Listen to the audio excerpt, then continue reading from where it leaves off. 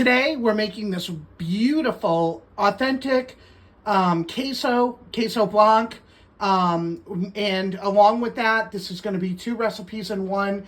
We're also going to build our chicken fajita nachos that you can eat as a meal. It's got onions and peppers, so you get some vegetable chicken for protein and some corn chips for a little bit of carb, and it's all gluten-free. And come along with me and I'll show you how to make this. This is a real easy one. Let's get started on the queso. So the first ingredient you want to add to the pan is 12 ounces of evaporated milk. So here we go, 12 ounces. Another thing I add at the beginning, because I like the flavor to kind of meld together longer, is the green chilies, 4 ounces of green chilies. You can get those in spicy. This is a mild queso, and if you want more spice, your green chilies are where you're going to add the spice. You can also, there we go. And then you want to stir that, and you want to heat that up a little bit. You're not going to bring it to a boil or anything. You're just going to get it warm enough to start melting the cheese. I'll talk a little bit about the cheeses while that's heating up. 3/4 pound of American cheese, shredded.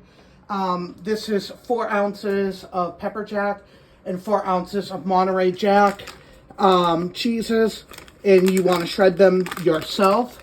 I use Cabot, so this is what the Cabot looks like. And what I do is, for when I make this again, I freeze the cheese because you're only going to use half the bar. 4 ounces will be, these are 8-ounce bars, so 4 ounces will be, and there's some Monterey Jack, so 4 ounces will be half the bar. The other thing you can do is Char makes really good, they're called entertainment crackers, and they taste like Ritz. So you could always just finish it off over crackers. Okay, so I got that kind of warm, not that warm, but now you're going to turn up the heat a little more, and you always want to add the American cheese first.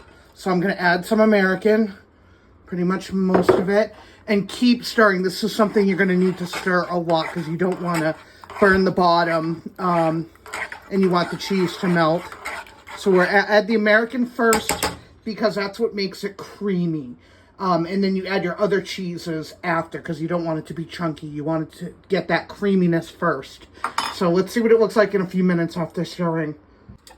Okay, so the cheese is pretty much melted, and it's going to look something like this. It could be a little thicker. And then I'm going to add the Monterey and the pepper jack and stir that in. So we'll stir that and let it melt and show you again what it looks like, and that'll be the final product. Queso is so easy to make, and here it is, this creamy, rich queso that you can take to a party and dip chips in. But we're going to take it one step further, and I did chicken fajita nachos. I originally ordered them from a Mexican restaurant that we have locally, and I did a copycat version at home, and I'd like to show you how I make those. And they're delicious. They're a whole meal. We have them about once a month. To a greased pan, add your peppers, and then this is 1 medium onion that I'm going to add to that, and I'm going to stir and cook those down until they're soft. The onions and peppers are sauteed, and what we're going to add to that is this nice pulled chicken that I made. I did this in the crock pot already this morning. This was just chicken breast tenders. Don't get the chicken tenderloins. They're not as good. Breast tenders. And I add 1 pound of that to my crock pot. I put it on high for 3 hours, and I cover it in the Olive Garden Italian dressing, which I did Google. It is gluten-free. Their dressing in the restaurant is gluten-free, and as well as their bottled dressing is also gluten-free. So I use this for my soups and everything. But we're going to add the chicken to the peppers, and I'll show you what that's going to look like.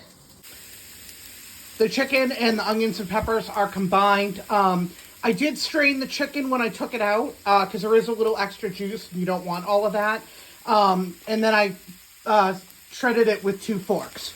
So we're going to add this Mexican Fiesta seasoning. If you don't have this or it's not available near you, we're just going to add this everywhere.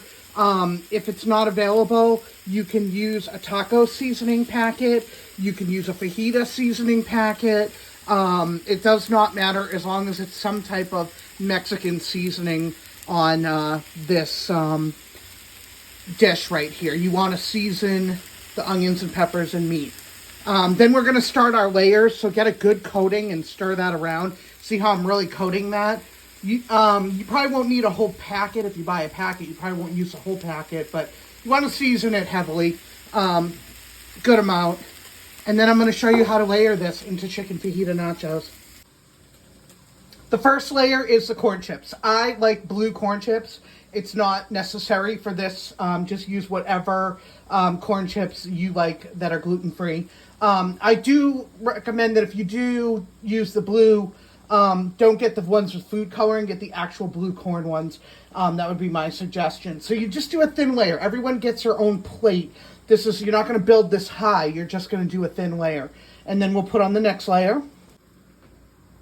And I'm sure you recognize this. This is the chicken, onions, and peppers. You can see all that seasoning on there. And you're going to make a thin layer of that. And then we're going to add the queso on top. And that's it. You will have your chicken fajita nachos. I'll show you the final product in a minute.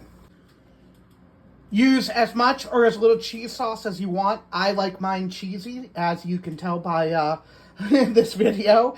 So that's the cheese sauce, and there are your chicken fajita nachos.